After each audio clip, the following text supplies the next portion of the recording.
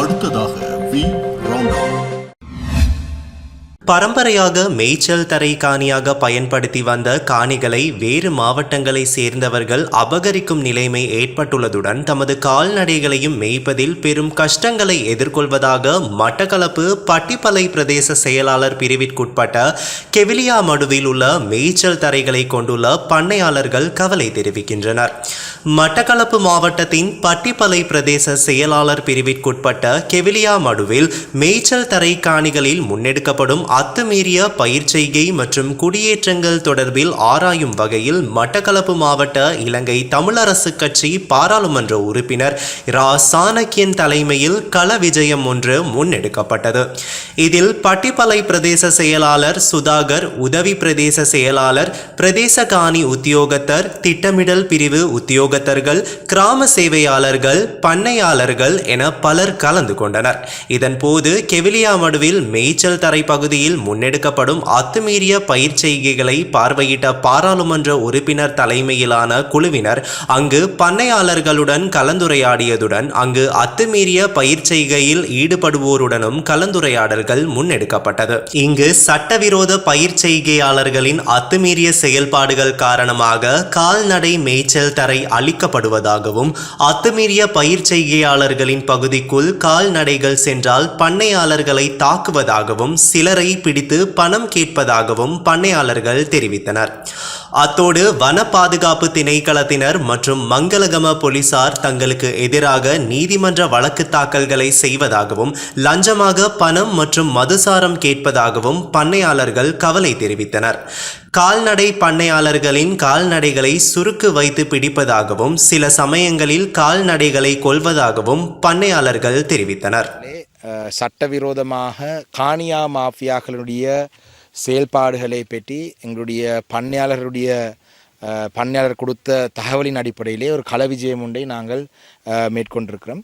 உண்மையிலே இது கெவிலியாமடு பிரதேசம், இது பட்டிப்பளை பிரதேச செயலக பிரிவுக்குட்பட்ட நிலப்பரப்பு, மட்டக்களப்பு மாவட்டத்துக்குட்பட்ட நிலப்பரப்பிலே தான் இந்த விடயம் நடந்து கொண்டிருக்கு. நீங்கள் பார்த்தீங்கள் என்று சொன்னால் கிட்டத்தட்ட 1000கணக்கான ஏக்கர் காணிகளை இடம் தெரியாதவர்கள், பேர் தெரியாதவர்கள், பெரும்பான்மை சமூகத்தை சேர்ந்தவர்கள் வந்து அடைத்து விவசாயம் செய்து அதிலே கட்டிடங்களை அமைத்து வாடிகளை அமைத்து மின்சாரம் கேமரா எல்லாம் பூட்டி பாரிய அளவிலே ஒரு பண்ணைகளாகவே மாற்றி செய்து கொண்டிருக்கிறார்கள். இது அனைத்தும் ஃபாரஸ்ட்டுக்கு சொந்தமான காணி.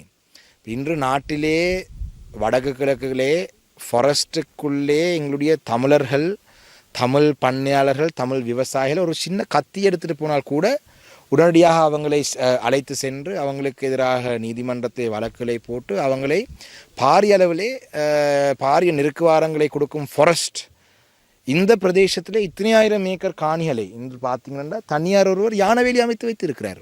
எத்தனையோ நூற்றுக்கணக்கான ஏக்கருக்கு ஒருவர் தனியாக யானவேலி அமைத்திருக்கிறார். இதெல்லாம் மட்டக்களப்பு மாவட்டத்துக்கு சொந்தமான காணி. இதெல்லாம் நாங்கள் 2020ஆம் ஆண்டிலே இருந்து பாராளுமன்ற உறுப்பினராக தெரிவு செய்யப்பட்ட காலப்பகுதியிலிருந்து பட்டிப்பளை எல்லையிலே இந்த காணி அபகரிப்பு நடந்து கொண்டிருக்கின்ற தொடர்ச்சியாக நாங்கள் பேசிக்கொண்டு வந்த விடயங்கள். அந்த நேரத்திலே நாங்கள் பார்வையிட்டதுக்கு பிறகு ஒரு சில விடயங்கள் தடுத்து நிறுத்தப்பட்டாலும் கூட அந்த நேரத்திலே இருந்த பிரதேச அபிவிருத்தி குழு, மாவட்ட அபிவிருத்தி குழு தலைவர்கள் இந்த விடயத்துக்கு எதிரான நடவடிக்கை எடுக்க முழுமையாக மறுத்தார்கள். ஏனென்றால் பெரும்பான்மை சமூகத்தினுடைய குடியேற்ற திட்டங்களை எதிர்க்கிறதுக்கு அவர்கள் விரும்பவில்லை. மட்டக்களப்பு மாவட்ட அரசாங்க அதிபரின் செயற்பாட்டை கண்டித்து அவருக்கு எதிராக இலங்கை மனித உரிமை ஆணைக்குழுவில் நேற்று விவசாயிகள் முறைப்பாடு செய்துள்ளனர்.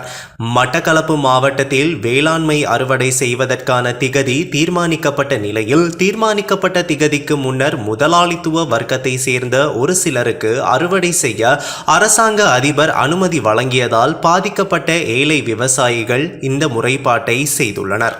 நான் இந்த விவசாயம் செய்ய வந்ததில் இருந்து இத்தனை வருடங்கள் 13 வருடங்கள் நான் மிகவும் நஷ்டமடைகிறேன். அதுக்கு காரணம் இந்த எங்களுடைய விவசாயிகளின் ஒற்றுமையினம்.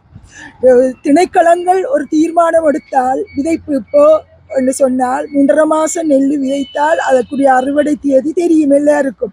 20ஆம் தேதி அறுவடை செய்யணும் என்று சொன்னால் சில பேர் போய் தனித்தனியே சட்டத்தை மீறி எடுக்கப்பட்ட தீர்மானங்களை மீறி தாங்களே வசதி படைத்தவர்கள் 100 ஏக்கர் 200 ஏக்கர் செய்பவர்கள் நாங்கள் தீர்மானம் எடுக்கும் பொழுது கூட்டத்தில் 1ஆம் தேதி 10ஆம் தேதி வரைக்கும் விதைக்கலாம் என்றால் ஆரம்பத்தில் முதல் நாளே விதைக்கிறார்கள், 1ஆம் தேதி விதைக்கிறார்கள், 10ஆம் தேதி வரையும் விதைப்பு நடக்குது. 2024-25 ஆண்டுக்கான பெரும்போ வேளாண்மை செய்கைக்கான முன்னோடி கூட்டம் கச்சேரியில் இடம்பெற்று ஆரம்ப கூட்டங்கள் ஒவ்வொரு பிரதேச ரீதியாக இடம்பெற்று அதற்கான வேலை திட்டங்கள் இடம்பெற்று தற்பொழுது விதைப்பு முடிந்தும் அறுவடைக்கு இன்னும் சில காலங்கள் இருக்கின்ற சந்தர்ப்பத்தில் ஒரு சில விவசாயிகளினுடைய நலன் கருதி அரசாங்க அதிபரினால் அவர்களுக்கு முன்கூட்டியே அறுவடை செய்வதற்கான அனுமதி வழங்கப்பட்டதாக நாங்கள் கேள்வியிட்டிருக்கின்றோம்.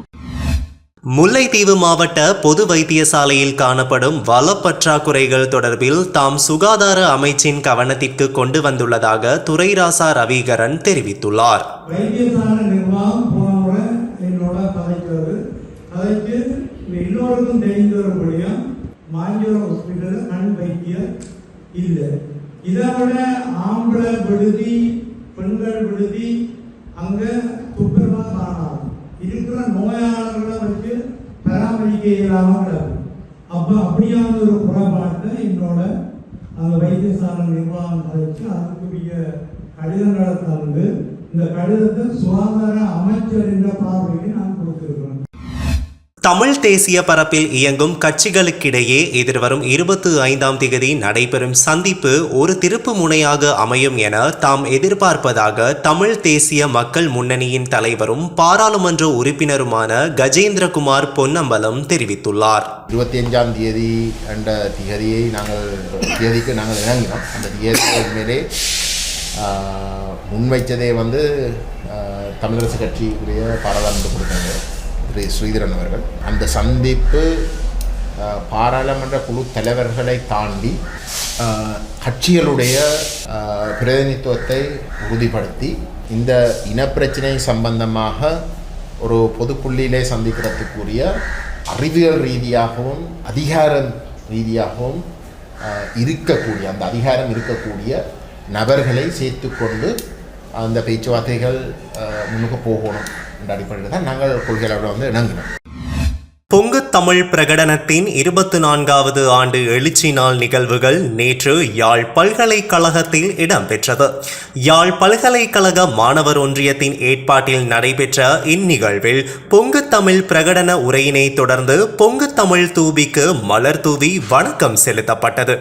கடந்த 2001ஆம் ஆண்டு ஜனவரி மாதம் 17ஆம் தேதி அன்று தமிழ் மக்களின் அபிலாஷைகளான சுய நிர்ணய உரிமை, மரபு வழித்தாயகம், தமிழ் தேசியம் என்பன அங்கீகரிக்கப்பட வேண்டும் என பொங்கு தமிழ் பிரகடனம் செய்யப்பட்ட நாளினை நினைவு கூறும் முகமாகவே இந்நிகழ்வு இடம்பெற்றது.